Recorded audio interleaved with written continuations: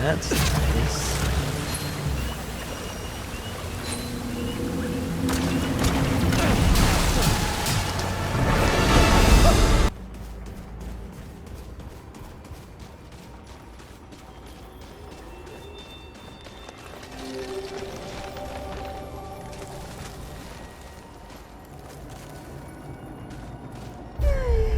What summons me from my ethereal wanderings?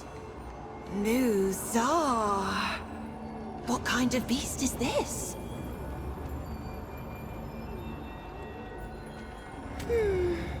Paxel Tech. I can share my wanderings with you.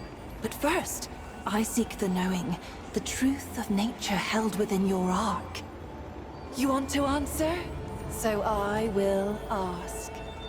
Answer these questions true, sweet beast, so that your ark may be known and your eye may open.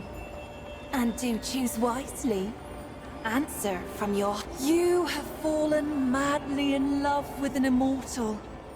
Your love for them is so strong, you know them to be your destiny. To be with them, you may eat from the tree of life and become immortal as well.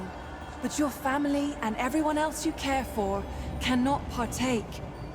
They must grow old and eventually die. Do you abandon your mortal family? Or live out your days without your one true love?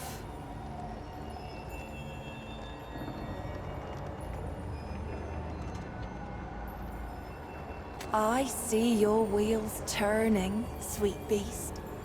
A powerful god conscripts you into their service and offers you a choice. You may rule the underworld and never return to the living, or you may serve at the god's pleasure in the mortal realm. Serve above, or rule below. What say you, sweet beast? I see. An elder leads a group to a cave on the sea coast. The poor fellow falls, trapped beyond reach and unconscious. In a short time, high tide will be upon him, and he will likely drown. A spell worker among the troop possesses a charged crystal of explosive power.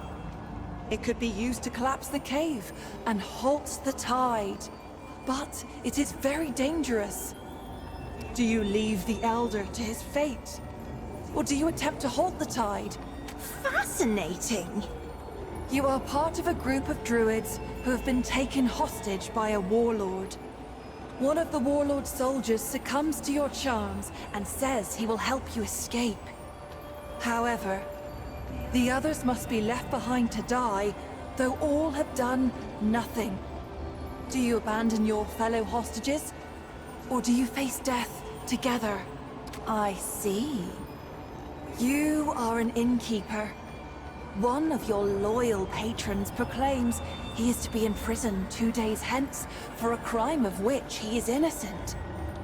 In his final days of freedom, he plans to poison those who have wrongly accused him.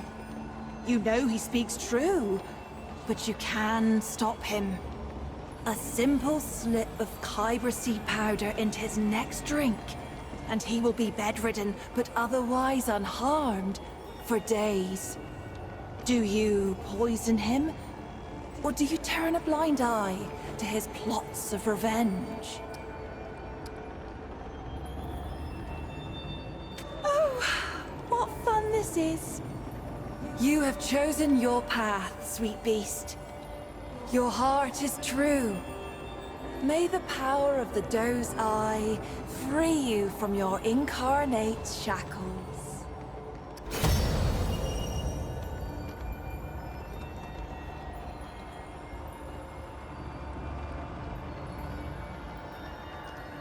In the Ark of the Ravaged, the dirt, it is a biance. I will tell you of Ramaril, the servant. I found Ramaril as a babe, large and angry as only a hungry babe can be. Nothing became of him, as it happened. He grew from a great, crying babe to a great, quiet Pan. None knew his name, for though one might thank the creator of a meal or a washroom, who even considers the child who merely cleans up after?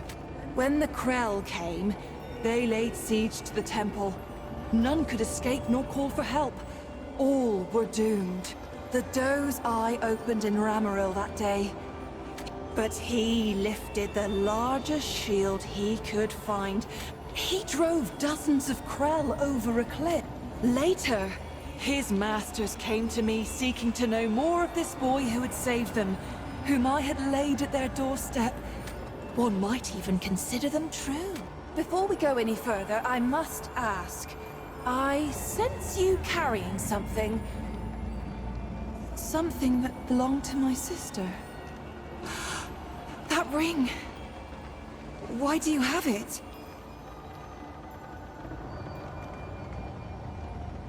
It is my sister's ring.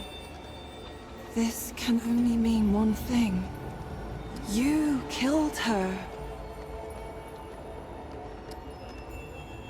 Ah, the mortal misunderstands. What you destroyed was not my sister, not as I knew her. The root had consumed her. She suffered in that form. You have freed her on behalf of all of my sisters.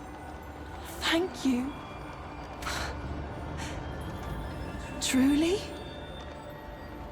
Thank you, sweet beast. You will be forever honored among us. However, I cannot let you go empty-handed. You should have this. Now, what can I do for you? Is there anything else? Knowledge of me? Of our wonderful world? You stand before one mountain, spring, and sturdy, an immeasurable number. Though we don't often commune, Kaula was unlike most of the roots, but we hold happy thoughts. Leave this sacred patch of Yasha more than you were, and less than you could be.